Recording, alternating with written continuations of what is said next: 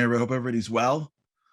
Happy Wednesday for those that are here live. Happy whatever day of week it is for you. Thanks so much for joining us here on The Boost. We're honored for those whoever is here. We thank you for being here. We are delving into the world of change. It's a complicated world, the world that many times leaves us excited and inspired for a few minutes or days or weeks, and then we go right back to who we are. So many times you speak to somebody and you give them advice, an idea, not even like you have to give them anything like major. This happens all the time. They'll say, oh, that actually makes sense. Yeah. And then like you see them a month later, they're like, oh yeah, I should really do that. And like you wonder, like, well, why don't you do it? You have the issue. This is a potential tool. Like, I don't understand. Like, and the answer is because change is super difficult. And it's difficult for a lot of reasons that we may not be aware of. And one of the issues that we started talking about yesterday is that most of us, when we think of change, we immediately go to the things that I am the worst at. When we think of change, we immediately move towards the things that I can't do. And now I got to go out and work on that. And the issue with that is it's so difficult. It's so difficult to navigate your life every day and attack something that is far from you. Your brain isn't oriented to it yet. Your emotions aren't oriented to it yet. And many times you're not good in it either because you haven't done it or you're not naturally good at things that are connected to that. So if you've got a relationship issue, it could be that the way you interact in general, it even could be your natural traits of interaction. It's somehow clashing with the person that you want to have a relationship with. But you clearly have neuroplasticity that's not doing well in this particular scenario. Emotionally, you've created some barrier that has been preventing you from change, and maybe even naturally. The way you naturally operate in the world doesn't fit. And so when we think of change, we go immediately into the things that we're not good at. And we take this limited amount of discipline that we all have every single day, as we spoke about in last season, and we attach it to the things that we're not good at, not realizing that the amount of effort that it takes is more than we have.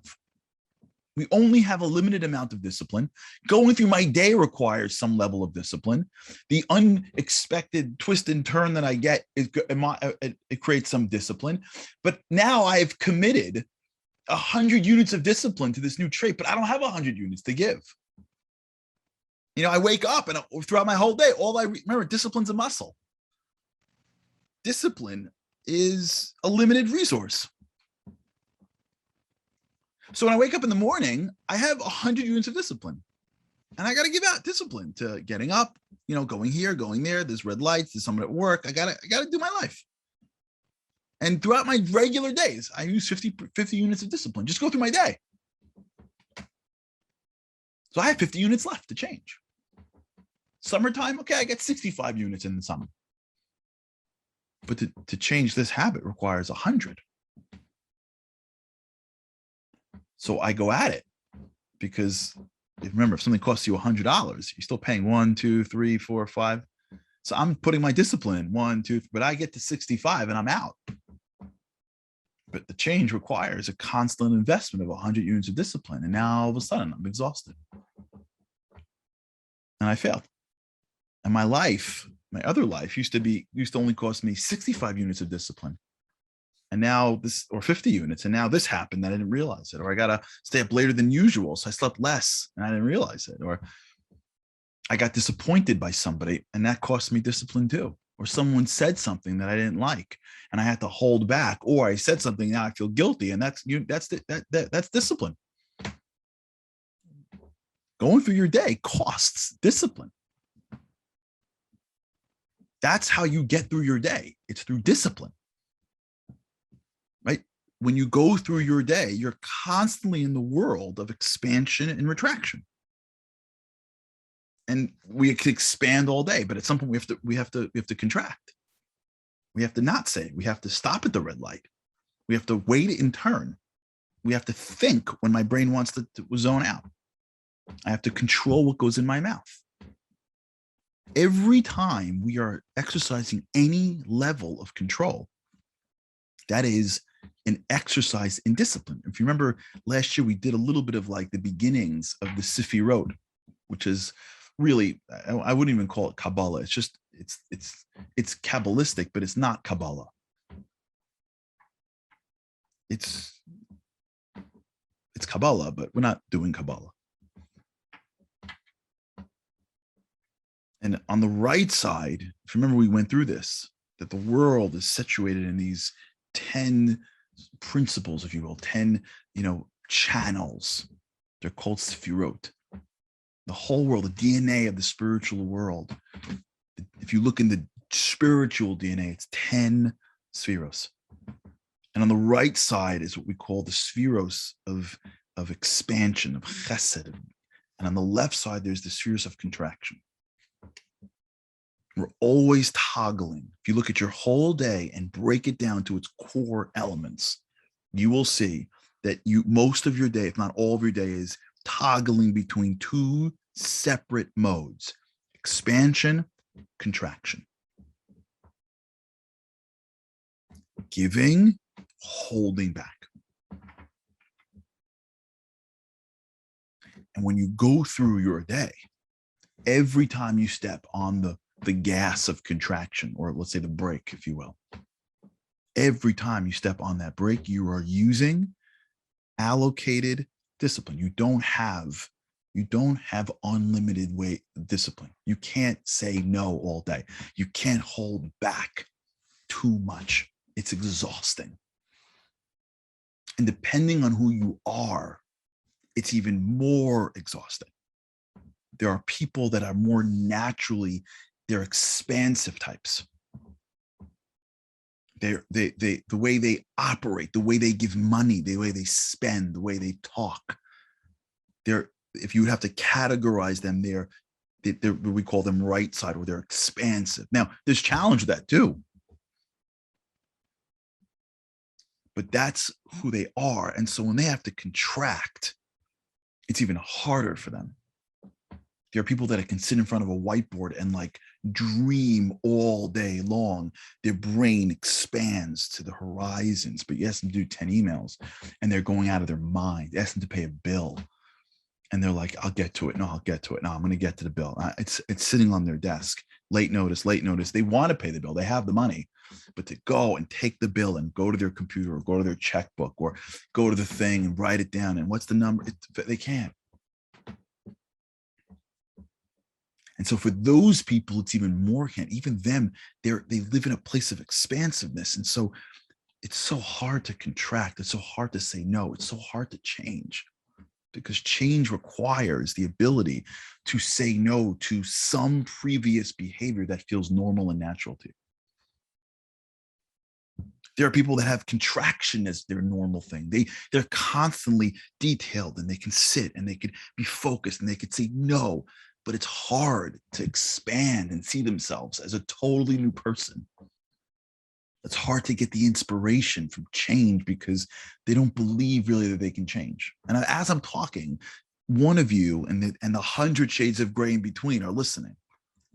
And one of you is like, yeah, let's do it. Let's change. I got this. Let's go. And then, you remember, I said that last year and last month and last week. And some of you are thinking, come on. I'm not changing. It's okay. I mean, nice. It's sweet. I appreciate what he's doing, but you give him something to do. Oh, they're already thinking about how it's going to happen. Expansion, chesed, contraction. It's called gevura. But the key is to understand that once I realized that the gevura, the strength, the discipline that is part of my spiritual DNA that every one of us has, that's really what executes on the vision. My expansion could see what I want to be, but really I don't get there by just expansion. I get there by contraction. And in fact, if you go through the forefathers, Abraham represents expansion, brought monotheism into the world. He went everywhere. He started in one place, went to the next place, grew, did, spoke. He was like the king, the general. He was world renowned. And he had an incredibly expansive resume. He was a healer. He was the teacher. He was a rabbi. He was a war general. He went to save his nephew. He went to Egypt. He was a statesman. He was everything. He was the most expansive Jew we've ever had, because he was the embodiment of the right. And on the left was his son Isaac, who was the embodiment of contraction. His whole essence was he was put on the altar. Remember the binding of Isaac? He was bound. He was in a home. He didn't leave Israel. He stayed in his tent. He was connected at a deeper level. At the end of his life, he was blind. He was restricted. But in that restriction, he got rid of all evil inclination. He was pure and clean like a sacrifice. Those two first forefathers represent the two powers inside us. The power to expand, to see, to dream, to want change, to see ourselves in a new light, which some people have more naturally than others. For some people, they're always doing this. They're always seeing. You stop them in an airport and they're already like, where are you? They're not on an airplane. They're in outer space, dreaming, drawing, writing. Expansiveness. And the other trait, which is contraction. Here and now, do it, get it done, stop. And there's some people, they live in this space. Lists, getting things done every single day, running, doing, going, everything figured out, done. They get stuff done. They understand how to say no, because if they say yes 6 times and 5 doesn't happen, it bothers them. Some people say yes to everything and they get nothing done. But they just keep on saying yes, and they mean it. They're not lying. They think they can do everything when they're sitting and talking. And some people really, they can't say yes to something they can't know they can do. Sometimes when you're sitting across the table with them, especially like in a company, you're like, we're going to do that, and they're like, no, I can't do that. I'm like, well, you didn't even try yet. They're already anticipating that they can't, and they'd rather say they can't than to say they can and not deliver it. Contraction. These are two superpowers. No one's better than the other. No one has the right to say, do it my way. Abraham and Isaac. But when we are able to marry them together in our own selves, what we produce is Jacob. He is the blend of both. Jewish people stem from Jacob.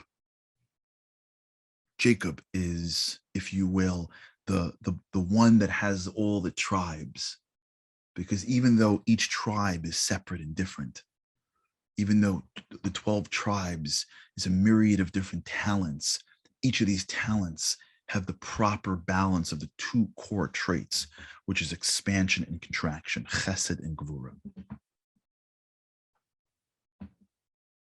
We have to, if we're going to change, we have to be aware of these levers. We have to be aware that we have these levers inside us. And we have to start to see when they start to click in. We have to start to, we can do this. I mean, I do this with people, I do these personality tests that they can tell it to you. But even without it, we have to start to see what is natural to us and start to think in this way. Because if you're talking to somebody who has a stronger affiliation or affinity towards contraction and you're an expansion person, they're looking at you sometimes and thinking like, wow, that's awesome, but the guy's not going to deliver. Or you can be like in the clouds. They can't see those clouds. But when you're having a conversation with them and you're trying to work on a project together, if you both can respect each other, the two of you can do anything. But if you're married to someone like that, or it's your best friend and you're frustrated that they don't see the world that you see, it's gonna rub up against you. If you're married, if you're a person of expansion married to a person of contraction, you guys are a perfect match. You guys can run a household perfectly. But guess what? The one of contraction ain't picking up in the morning on a dime and spontaneously running away to whatever, to California. Your brain's like, let's do it. They're like, what? We didn't even plan the trip. You're like, come on, live a little bit. Person contractions like, what does that even mean, live a little bit? Just get on an airplane? Is everything worked out? Is everything figured out? What do we do with the kid? You guys see the world very differently. But you have to understand who we are. You have to understand who you are. Just start to get familiar with these two different traits. Start to see it in other people. Start to appreciate other people. But you also have to start seeing it from your own place of change. Because if you're a person that is naturally contracting, you're a tremendous power, but you have to understand that you have to push yourself a little harder to have a vision for what you can become. And if you're a person who's naturally an expansive person, you're a chesed person, then you got to be able to make sure that when you have a dream, you can actually deliver on that. And the ability to deliver on a dream is in the left. It's a limited resource. And so if you're going up against something that is totally foreign to you right now, you may be misjudging how much discipline it needs. And so while it seems amazing in theory and in potential, and it's inspiring, when you actually get into the real guts of it, you don't got it. You don't got it. There's just not enough discipline to deliver on this. That's why cold turkey rarely works. For some people, it works. High discipline types, but for most people, and the reason is because you're doing it because it's inspiring. You want the result already, but you don't realize just how hard it is in 3 weeks from now, when your brain is really orienting to your new life and all the variety and newness and freshness went away. And it requires an enormous amount of discipline. You don't have that much discipline. And then when you stop doing it, that only sends a trigger to your mind saying, I told you can't change. So the next time when you're thinking of change, your brain goes, wait a second, didn't you try to change and you failed? You're already doing this for 50 years. Just don't pretend. You're fine. This is who you are. You ever hear that? This is who I am. Where does that come from? It comes from a bunch of failures of change. And then your brain goes, don't even go down this road. But when you look out into change and say, okay, I got to try as much as I can. I'm new to this, but I got to try to be aware that change requires a payment of discipline. And I have to make sure I have enough discipline to pay. If I want to buy Park Place in Monopoly, I need enough money. So if I begin change with the stuff that I am the worst at, it's more obvious to me. And it may be more pressing because it's clearer. But if I am not aware of the fact that that's going to require an enormous amount of discipline, unless I have it, I am naturally disciplined, so I can do it. Or I got nothing to do because all of my obligations are taken from me. And what was once a very busy life, I'm at a point in my life, either calendar-wise or chronological, whatever, where I have more space. It happens.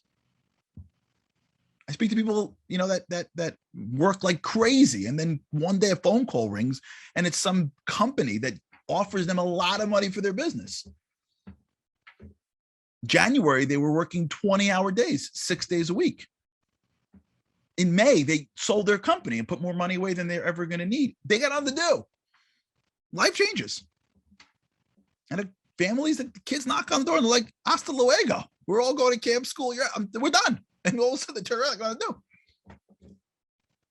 But you have to start to become aware of your life, of what's allocated, what's available. How much discipline is what we called restricted cash and available cash?